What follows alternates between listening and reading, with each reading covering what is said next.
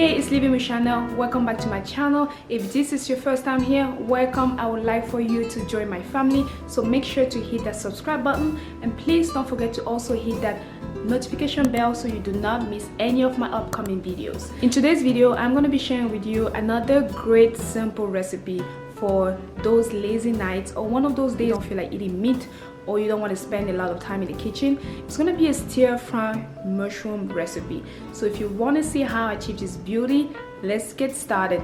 For this recipe, you will need bell peppers. I have here green, red and orange. Green beans. This is frozen green beans. You can use fresh ones if you like. Onion and mushroom. For spices, you will need garlic, cooking oil. I have here chili, basil, salt, white and black pepper, oregano, cilantro, parsley, and of course rosemary. You don't have to use all of these spices. I like my food very tasty.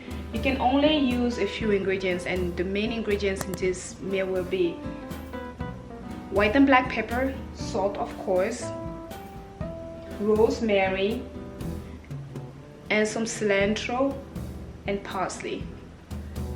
You can mix and match your spices if you want to. If you don't want to use all of the spices, you can always mix and match. It's up to you. But either way, let's get started. I'm going to go ahead and salt my green beans. Water. The reason why I'm doing this is because sometimes the green beans don't cook the right way, especially if they were frozen. If you just take them and put into the pot, sometimes they don't cook the right way. So I like to steam them a little bit before I stir fry them.